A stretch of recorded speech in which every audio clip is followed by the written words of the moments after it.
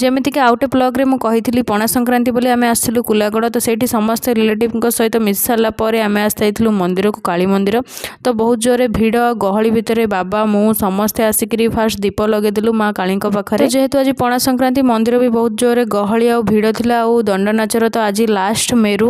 ତ ଏଠି ସବୁ ଆମେ ବାବା ମୁଁ ନାନୀ ପିଇସା ସମସ୍ତେ ବାପା ସମସ୍ତେ ଦୀପ ଲଗାଇଲା ପରେ ମନ୍ଦିର ଟିକେ ବୁଲିବାର ଥିଲା। ତ ଏଠି ମନ୍ଦିରକୁ ଆମେ ବୁଲୁଥିଲୁ। ବୁଲିଲା ଭିତରେ ଏଠି ମା କାଳୀଙ୍କ ପାଖରେ ଜଣେ ଝାଡ଼ୁଥିଲେ ପିଞ୍ଚ ମୁଣ୍ଠାରେ। ତ ସେଇଠି ଆମେ ମୁଣ୍ଡିଆ ମାରିକିରି ପ୍ରଥମେ ଝାଡ଼ି ହେଇଗଲୁ ସମସ୍ତେ। ତ ସ୍ୱାମୀ ତ ନାହାନ୍ତି, ସେ ପଳେଇଲେଣି ବାହାରକୁ। ତ ଏଠି ମୁଁ ଜଣେ ହିଁ, ବାବା ମୋତେ ନେବାକୁ ଆସିଥିଲେ। ତ ବାବାଙ୍କ ସହିତ ମୁଁ ଆସିଯାଇଥିଲି। ମୁଁ ଜଣେ ଆସିଥିଲି ବୋଲି ସ୍ୱାମୀଙ୍କୁ ବହୁତ ମିସ୍ ବି କରୁଥିଲି ମନ୍ଦିରରେ। ତ ମା କାଳୀଙ୍କ ପାଖରେ ବହୁତ ଭଲରେ ଦର୍ଶନ କରି ଭୋଗ କରି ପ୍ରାର୍ଥନା କରି ସମସ୍ତଙ୍କୁ ଖୁସିରେ ରଖିବା ପାଇଁ ପ୍ରାର୍ଥନା କରି ଆମେ ଆସିଯାଇଥିଲୁ ଘରକୁ। ତ ମନ୍ଦିର ଦର୍ଶନ କଲା ପରେ ବାହାରକୁ ଆସିଲା ପରେ ମୋତେ ଜୋରରେ ଶୋଷ ହେଲା। ତ ମୁଁ ଗୋଟେ ଜୁସ୍ ଆଣି ପିଇ ଦେଇକି ଆମେ ଘରକୁ ବାହାରି ଯାଇଥିଲୁ। ତ ଆଜିର ବ୍ଲଗ୍କୁ ମୁଁ ଏଇଠି ଏଣ୍ଡ କରୁଛି। ଭିଡ଼ିଓ ଭଲ ଲାଗିଲେ ଲାଇକ୍ ସେୟାର ସବସ୍କ୍ରାଇବ୍ କରି